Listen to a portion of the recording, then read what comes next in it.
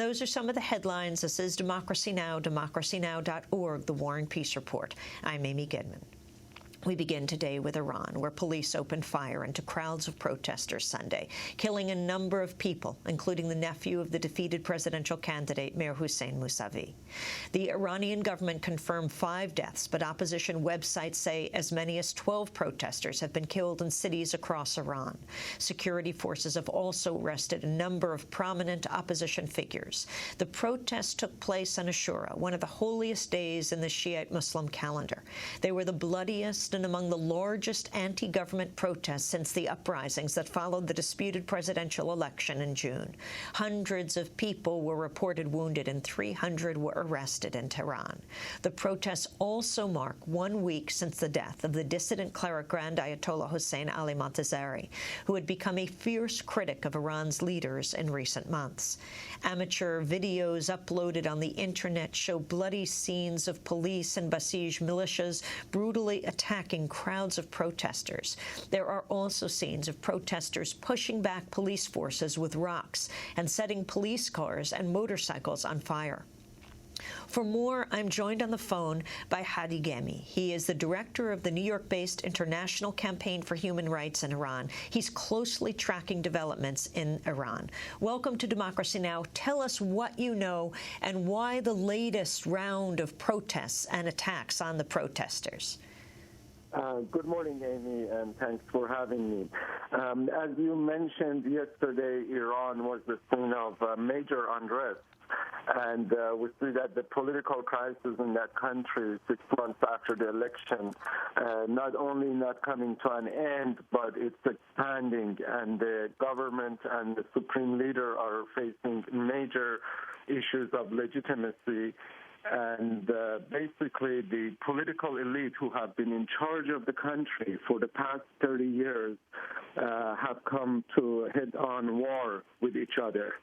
And yesterday showed that the level of violence is escalating, and it was very, very disturbing to see that on the holiest day of the Shiite calendar, the government felt free to use violence, and as many as 10 people throughout the country are reported killed. That has been a shocking development for many people, because even 30 years ago, when protests were taking place against the Shah's military did not open fire on that day. And now we see a government that has claims to religious authority, basically overlooking all that and killing its own people on that day. Talk about the significance more of Ashura, and also the death of the nephew of the presidential candidate. Ashura is the holiest day for the Shiites because it marks the martyrdom of their third Imam, who is really their hero, the man who stood up against tyranny. And even though he did not have an army, only with 72 people, he took out on a much larger army to fight for his ideals and what he believed was a fight against tyrannical rule. So that imagery has been very potent in Shiite version of Islam.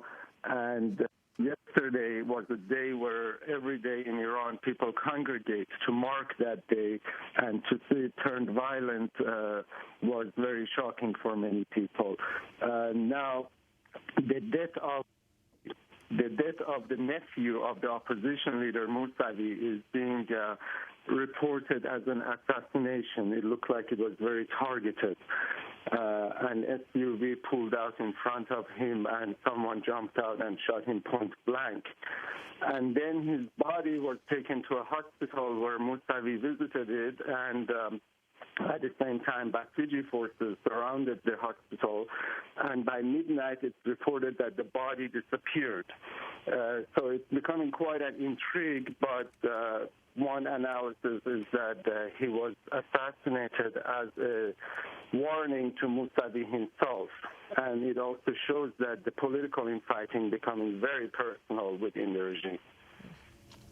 Now, for people who are listening right now on the radio, you can go to our website at democracynow.org and you can see all of the video. But talk about the significance of what we're seeing from people's cell phones, video that they're taking and that they're uploading. What kind of crackdown is going on, Hadi Ghaemi?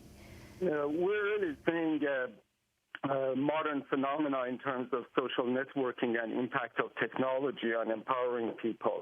The government has done its best to shut down any channels of communication and information coming out of the country or being circulated within the country. We've had the foreign journalists banned from going on the streets and covering anything, including the wire services. The media within Iran is highly censored, and actually yesterday till afternoon they would not even admit anything unusual happening in the country. And the Revolutionary Guards who are in power right now politically, they had been warning people not to congregate and not to hold any kind of events on that day. And yet we see that hundreds of thousands of people throughout the country came out. And they were very creative in getting the information out as soon as possible through the Internet. So by late afternoon, there were so many YouTube videos and images flooding the Internet that the government media could not deny anymore that events were taking place. And by the end of the evening, the police commander was coming out and admitting that 5 people have been killed, 300 have been arrested, and signaling that the country is undergoing a major crisis. But the role of the citizen journalists to bringing out information, showing what is really happening in the country has been very significant and it's quite a phenomenon. Talk about the significance of the arrest of Ibrahim Yazdi, who served as foreign minister in the early months of the 1979 revolution. Also, Imadaddin Baghi, the human rights campaigner and journalist. Yes, these are the 2 of the most well-known personalities in the country. Ibrahim Yazdi, let me just say, he's a 78-year-old man who remained in the country while much of his friends and other opposition left the country during the past 30 years. He stayed within the country and believed in struggling within the framework of the regime and was a constant critic of the regime. I don't think people like him and his generation are leading this protest. They are simply just the older generation and don't have the capacity or organization to be much of a factor on daily events, but just their voice and symbolic presence seems to be intolerable to the government, and they're looking for scapegoats. They've done this during the past 6 months, where they take prominent people, opinion makers, basically anyone who can analyze and put the situation in context for the larger population, into prison, believing that way the larger popular movement will be decapitated and will not have any directions and will fizzle away. The reality has been that it has not. Young people, it seems to be a very locally organized, very horizontal at the grassroots, and people keep finding ways to connect, inform each other, and plan events. Imadaddin Baghi is a very significant case because he is the most well-known human rights defender in the country. After Shirin Ebadi, he is most well-known and most connected internationally. Just last year, he won the recognition of Martin Ennals Prize, which is a prize given by Amnesty and all the Amnesty International and all the major human rights organizations, because he has been relentlessly campaigning against the death penalty, for the abolition of the death penalty. And right now, again, taking him in is somewhat of a symbolic, I think, act by the government out of frustration, just wanting to feel like they are putting down this protest one way or another. But he was certainly a very important figure in propagating the importance of human rights, respect for human rights, and those are the very topics that the government fears their discussion and their discourse would be inflammatory in public. But taking him away, I don't think is going to do anything in quieting down the protest. Finally, Hadi, how do you think the U.S. should respond? This is a very critical time. We have to realize that Iran is domestically, its political system is falling apart, and political solutions are becoming less and less obvious.